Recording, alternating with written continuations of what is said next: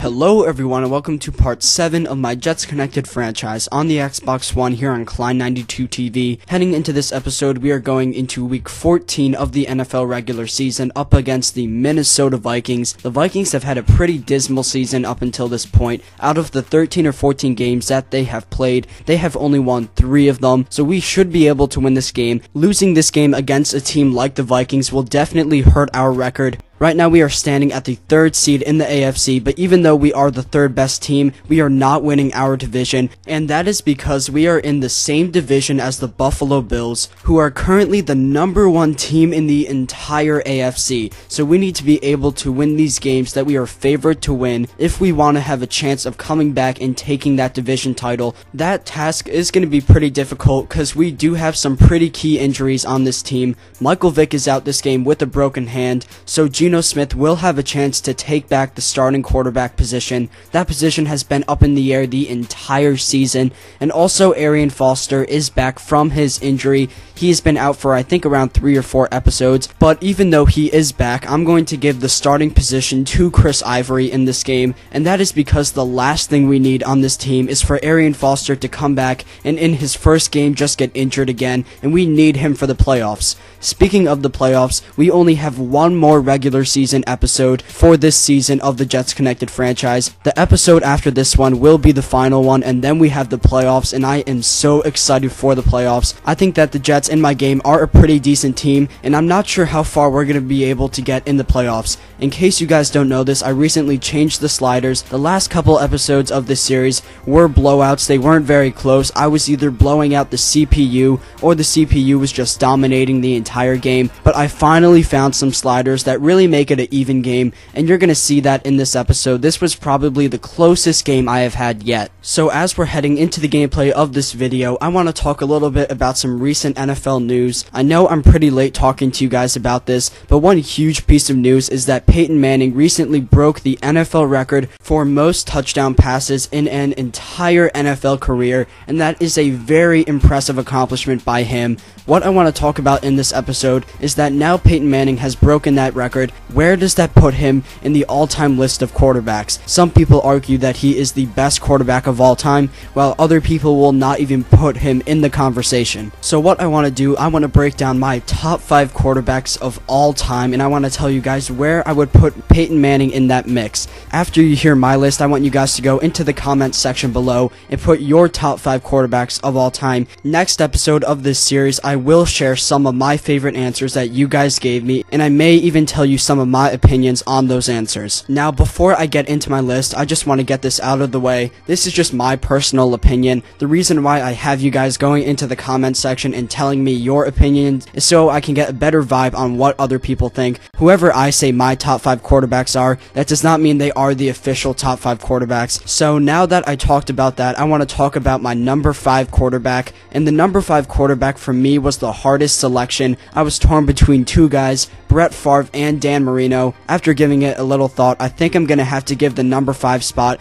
to Dan Marino, mainly because although Brett Favre did win a Super Bowl and Dan Marino did not, I feel that Brett Favre was a little bit more inconsistent throughout his career. Some people love that about him, but at the same time, if I were to select a quarterback for my team, I want a guy that's going to be consistent game after game throughout his entire career. So you're probably wondering why I put Dan Marino at my number 5 quarterback position. The main reason why I put him there is because of his stats. He had so many incredible statistics throughout his career. He is in the top 3 for passing yards and passing touchdowns, and I feel like he's not given enough credit for those accomplishments. So if he does have these incredible statistics, why is he not higher on the list? And I think we all know the reason for that. Although he did have a great career, he never won a Super Bowl, and I hate faulting him for that, but there are so many great quarterbacks in history that have had amazing statistics, and they've also won Super Bowls. At the number 4 spot on my list, I have John Elway. He had such an amazing career at the quarterback position,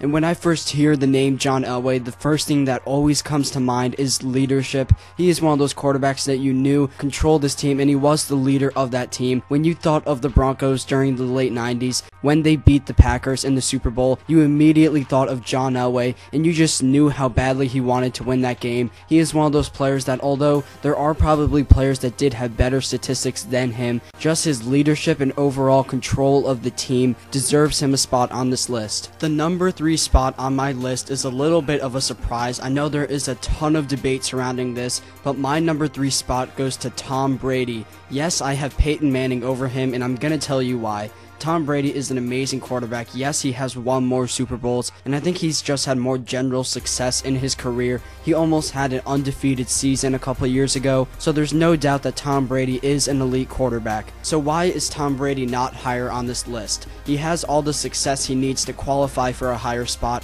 along with all the stats he needs. And the reason why I did not put him higher up is because of the team surrounding him. Back in 2007, when he set the record for most touchdowns in a season, if you look at that team that he was surrounded by a stacked overall team. The Patriots did not have a stacked team a couple years ago solely because of Tom Brady. They had a good running game, good wide receivers, and a good defense. Peyton Manning, on the other hand, I think has been on worse teams overall, and I feel like Peyton Manning is going through that phase in his career where he is on the best team possible. This Broncos team that he is playing for is by far the best team that Peyton Manning has played for throughout his entire career, and Manning has proved to us on this Broncos team that he can be just as good, if not better, than Tom Brady as long as he is surrounded with the right players. So next up, coming at the number 2 spot on my list, is a big shock. It actually is Peyton Manning. I just talked about Manning in the previous point, so I'm going to move on right up to number 1, and that is the one and only Joe Montana. There are some players in the NFL whose success is purely based on stats, and that is not Montana. Joe Montana's overall success in the NFL is based upon how many Super Bowls he has won. If I were to pick one quarterback that I want to lead me to a Super Bowl, I obviously want to pick the guy that has the most experience in those situations.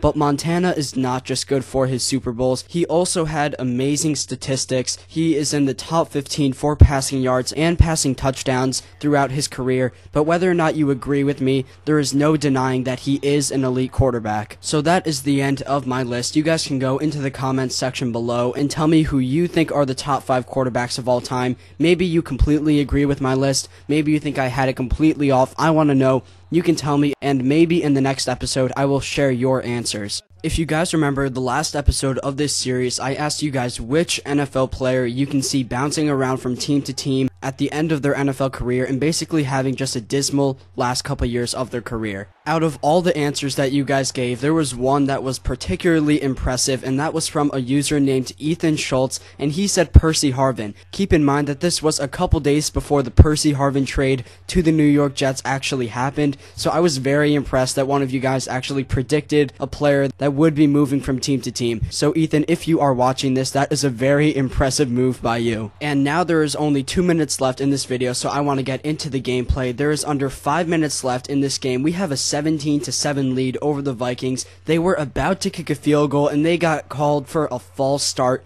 These new sliders that I'm using do call a lot more penalties. So Blair Walsh enters the field and he misses his second field goal of the day. He is 0 for 2 up until this point. So now the Jets come onto the field and we want to waste some clock. Chris Ivory actually got hurt earlier in this game, so we have Bilal Powell out there. I could have put Arian Foster in, but like I said earlier, I do not want to risk an injury with him. So now with under 2 minutes left, the Vikings are going to start to use their timeouts. 3rd and 2, we're going to give it to Bilal Powell, who picks up the first down. We're going to waste some more clock all the way up until around 30 seconds left. We have Nick Folk out there. The kick is up, and it is just a little short, so we will not get a field goal out of that possession. The Vikings have a chance to pull off a comeback here, but the chances of that are pretty slim. Christian Ponder is back, looking to the left side, and he gets picked off with 15 seconds left. That will end this game. Your final score is 17-7. I am very happy with the way that this game turned out, and I want to continue working with these sliders because this is probably the closest game that we have had yet. And now there is only one more regular season episode left for this season of the Jets Connected franchise. That will be week 16, I'm pretty sure. Here are your final game highlights.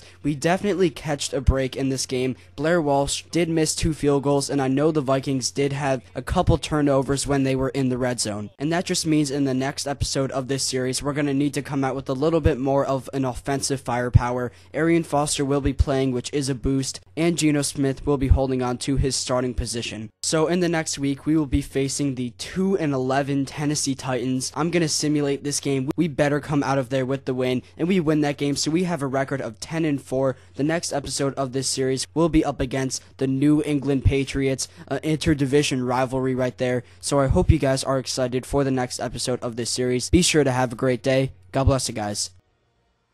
Bye.